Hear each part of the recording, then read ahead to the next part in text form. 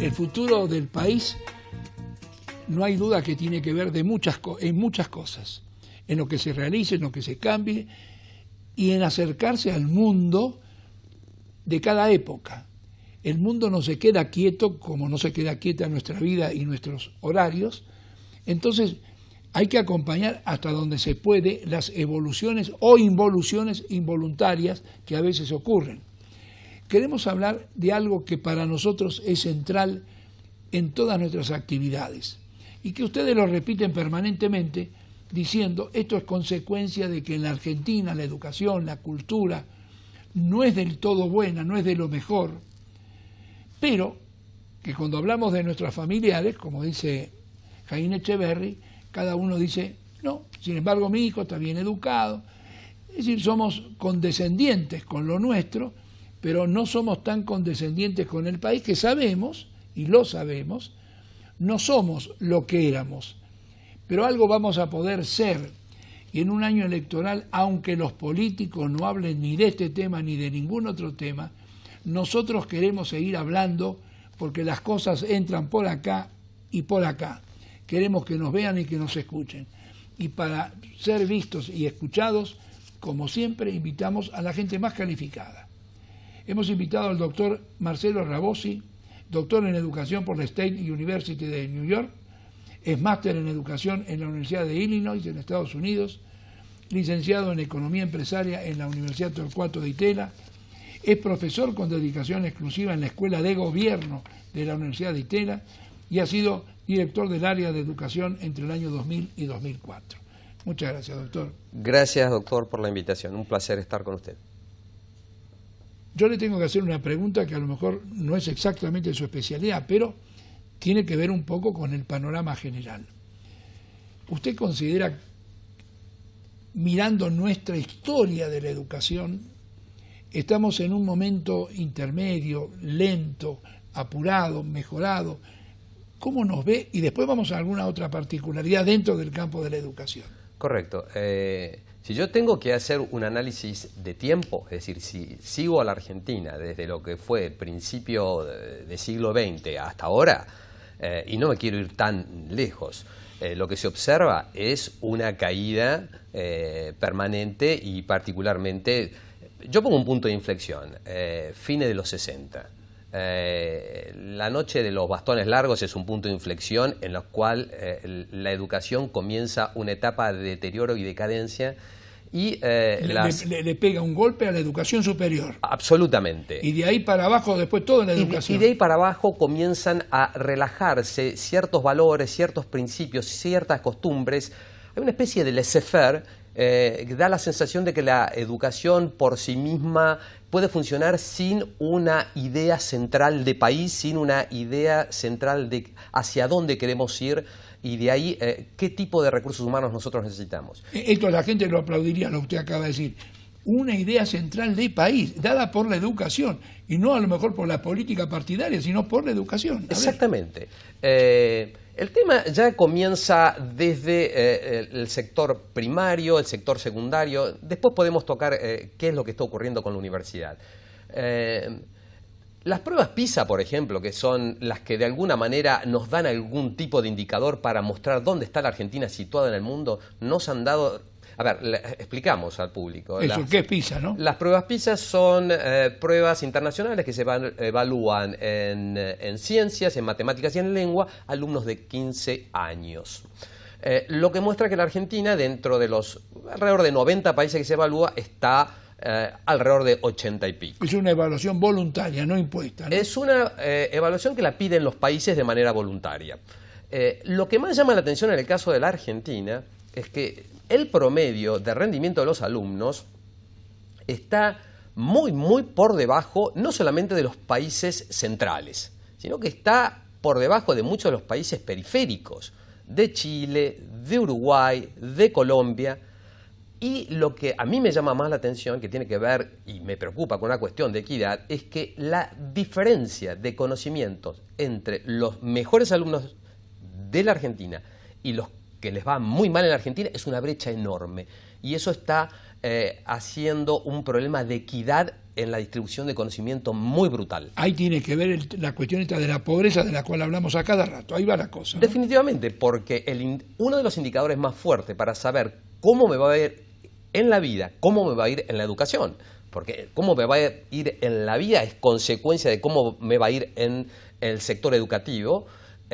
Los sectores más vulnerables, a donde más le pegan los de menor rendimiento, son los de menores recursos culturales, los de menor capital social, y es el quintil más bajo de la distribución del ingreso, el 20%, el 40% más pobre de la población es el que le va peor.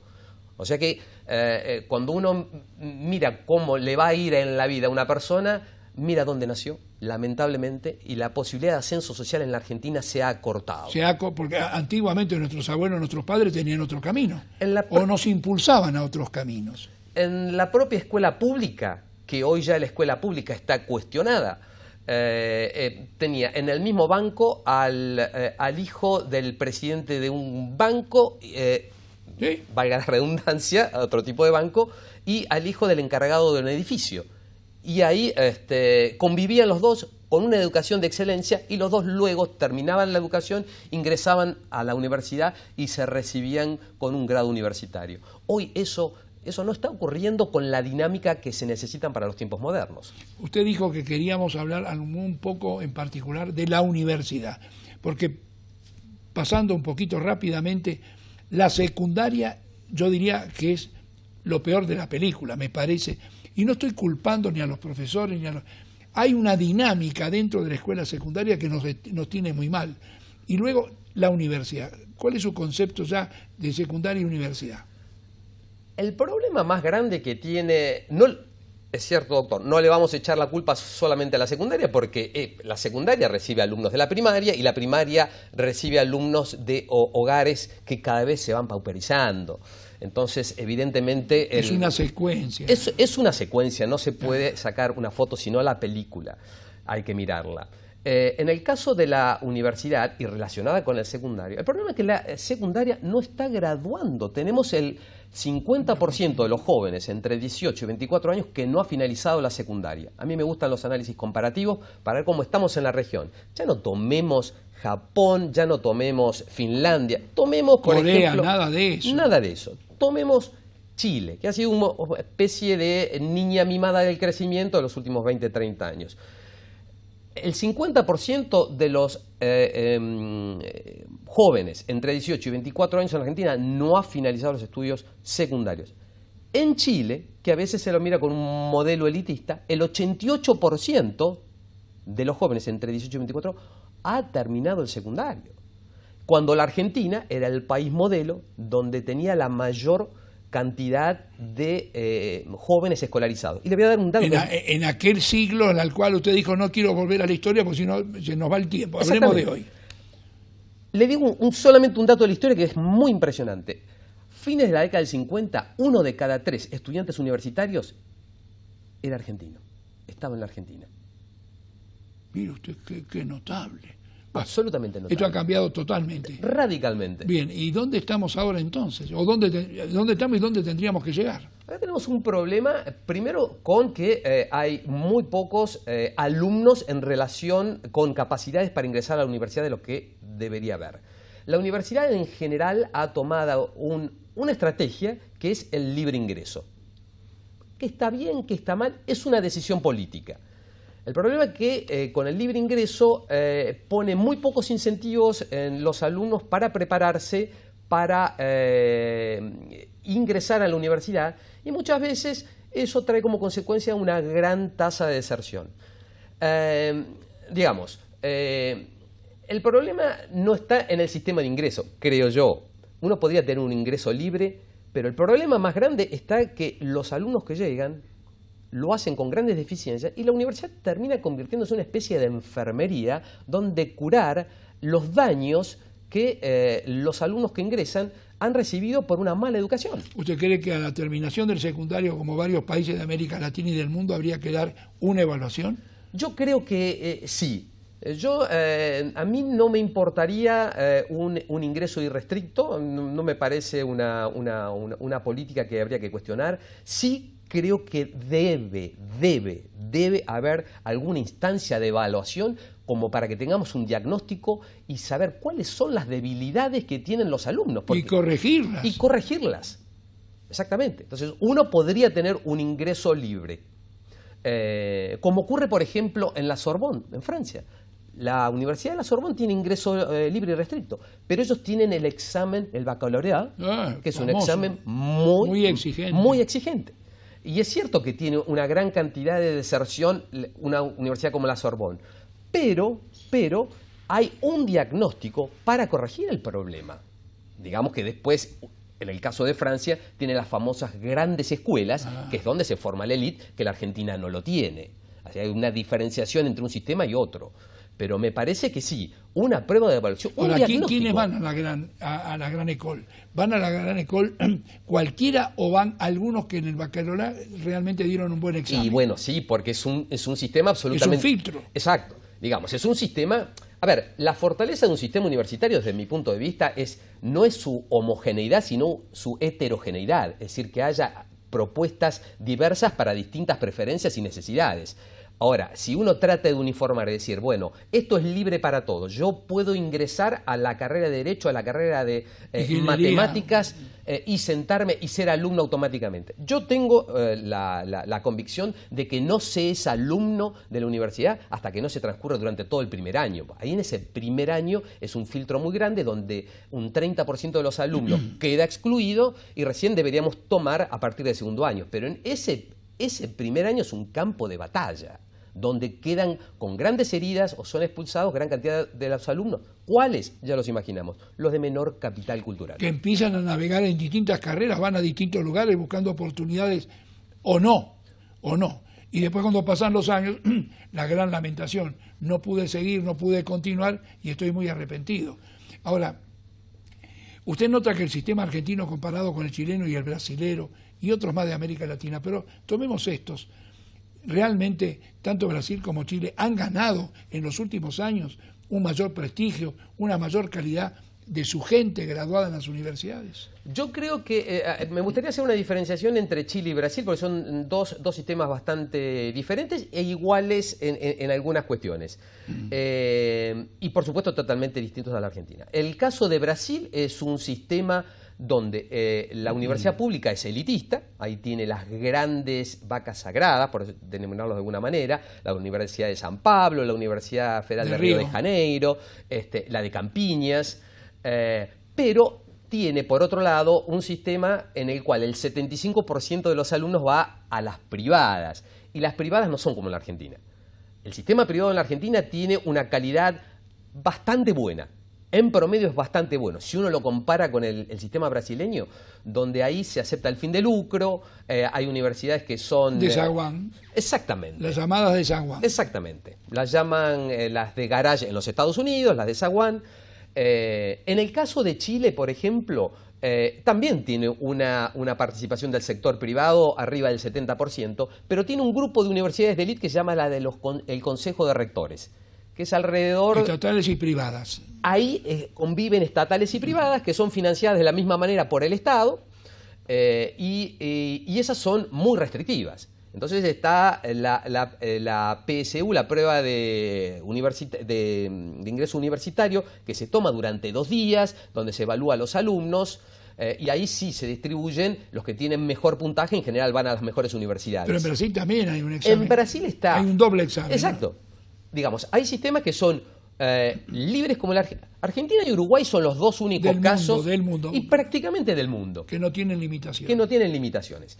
En el caso de Brasil tiene doble control. En el caso que es la ENEM, que es la prueba de finalización de secundaria, y el vestibular, que es un examen que lo decide cada universidad si tomarlo o no. Las más prestigiosas lo toman. Exactamente. Entonces ahí ya... Pero a mí, como decíamos, doctora, al principio, a mí, más que mirar y compararnos con ellos, me gustaría mirarnos internamente, tratar de hacer la autocrítica y ver qué es lo que ha pasado con la Argentina en sí mismo. Porque, digamos, no solamente que hemos bajado o caído varios escalones en relación a los países que nos rodean, sino en relación a lo que era la Argentina hace 30, 40, 50 o más años atrás. Entonces yo creo que nosotros debemos buscar una propia solución para nuestros problemas que para mí son muy evidentes. La educación secundaria se ha dedicado a graduar y que ni eso hace, sin tomar conciencia, sin tomar profundidad en cuanto a los conocimientos que tienen los alumnos, que son muy bajos. Si conciencia existe, lo que nos falta es falta decisión política para... Nosotros nos cuesta decir estas cosas, porque no queremos castigar más a los políticos. En el fondo es eso. Pero ahí falta una decisión, ¿no? Yo creo que ante el caos, y esto lo hablábamos antes, la gente opta por la decisión individual. Aquello de que, bueno, mi hijo va a una buena escuela, está recibiendo una buena educación, pero el sistema es malo. Cosa que es una falacia. En realidad, la solución individual no existe. La solución es colectiva o no lo es. Lo que pasa es que nos vamos acomodando a los tiempos. Ahora, para el futuro, va a haber una elección. Este tema lo tienen que discutir los presidentes, los candidatos a presidentes, que probablemente no tienen por qué ser peritos en esto. Pero abajo de los candidatos, sean 3, 4, 5, no importa, ¿no podríamos conocer equipos que estén haciendo propuestas? La verdad que usted no sé qué son los políticos los que tendrían que responder, pero ¿qué dice usted de esto? A mí me da, digamos, no quiero transmitir un mensaje de escepticismo, porque en definitiva no nos corresponde y la esto vida... de que todo va a ser igual no puede ser. No puede ser. En algún momento el país tiene que reaccionar.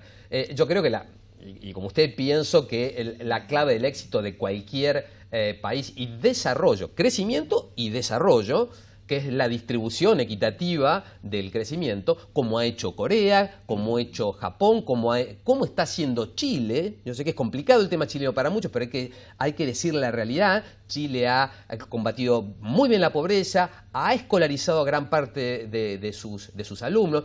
La gente piensa que la universidad se paga, es cierto, pero ahora a partir de una nueva ley, ¿no? Camila Vallejos, la dirigente estudiantil, el 40% de la población más pobre no está pagando. Entonces yo creo que los políticos deberían tomar...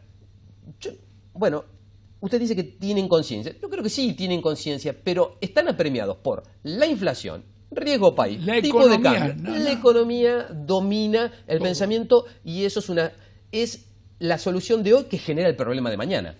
No solamente las acciones de cada día, todo el debate sobre esos temas.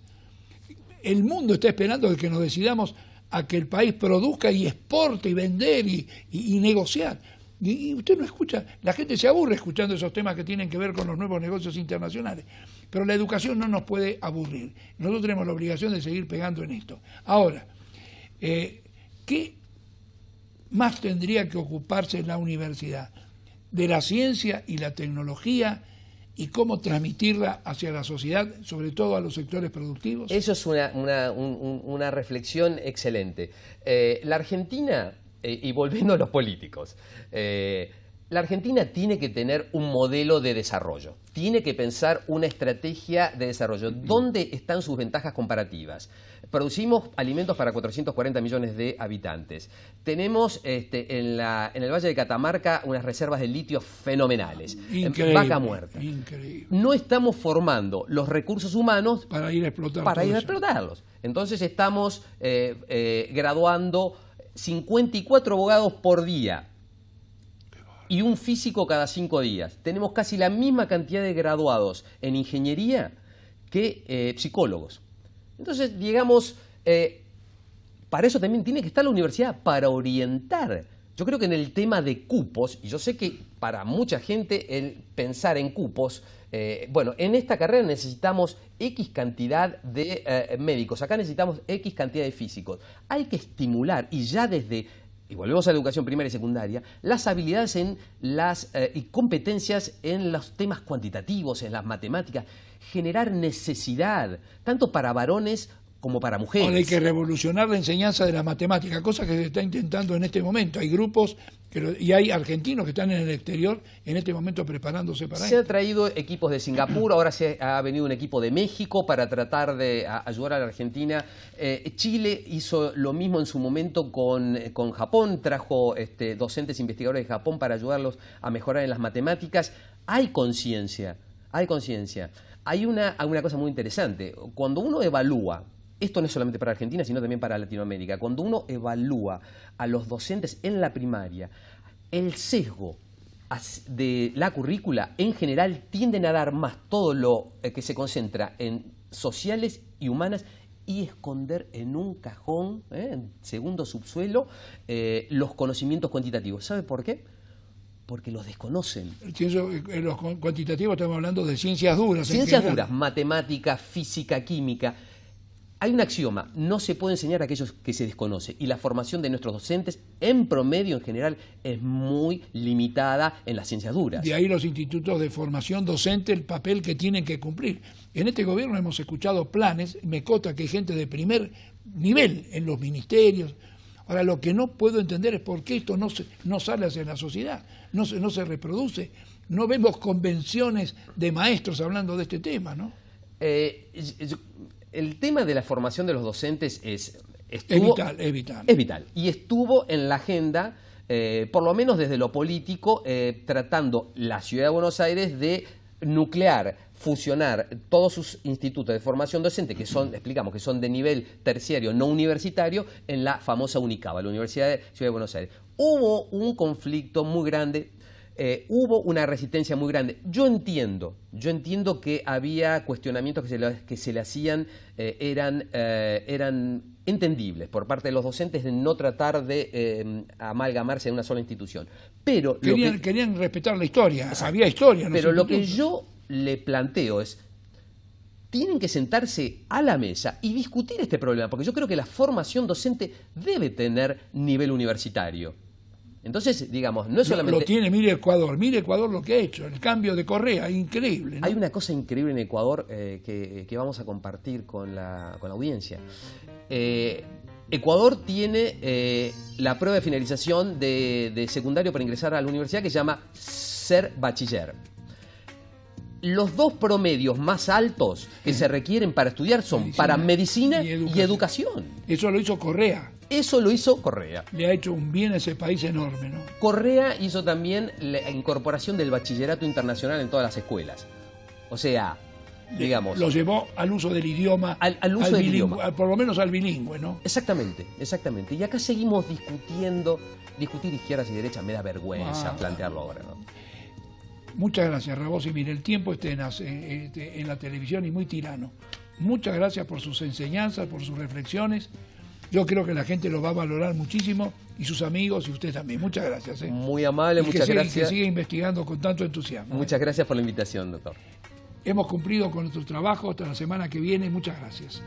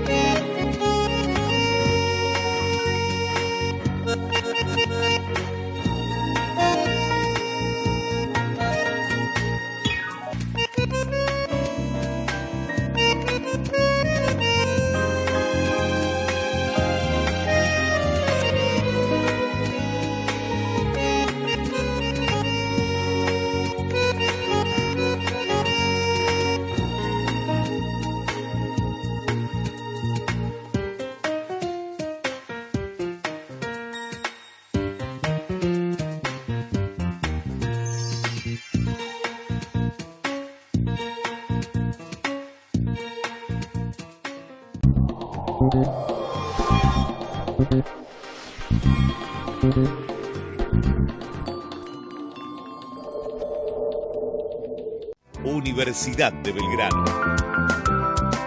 Esta es nuestra vida universitaria.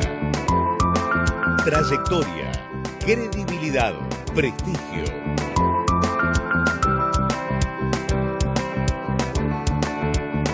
Ciudadano del mundo.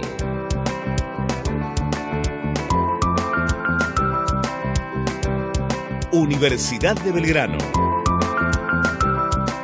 www.ub.edu.ar